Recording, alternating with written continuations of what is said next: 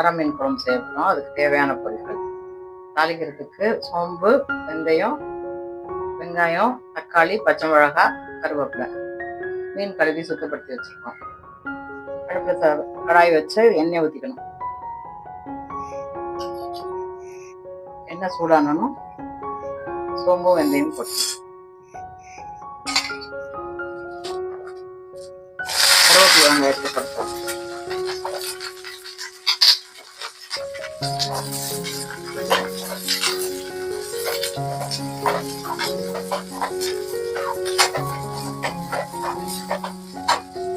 வெங்காயம், பச்சை மிளகாய்,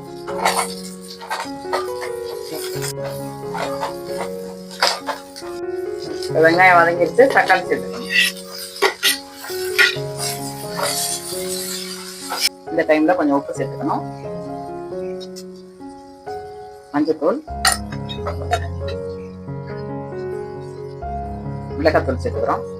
1/2 கிலோ மீனுக்கு 3 ஸ்பூன் மிளகாப்பொடி போடுறோம். எண்ணெயிலே அந்த மிளகாத்தூளை வதக்கிக்கணும். மிளகாத்தூள் இந்த வெங்காயம் தக்காளியோட நல்லா சேர்ந்து பிறகு பச்சை வாக போக நல்லா எண்ணெயிலே வதங்கிடுச்சுங்க. இப்போ புளி தண்ணி ஊற்றுறோம்.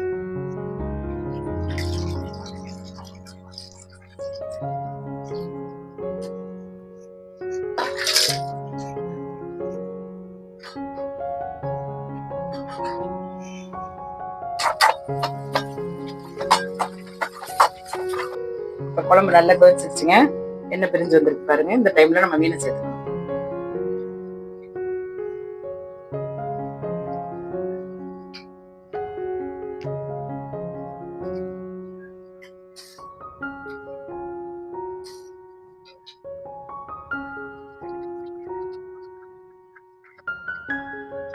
மீன் இப்போ ரெடி ஆயிடுச்சுங்க. நல்லா வெந்துருச்சுங்க.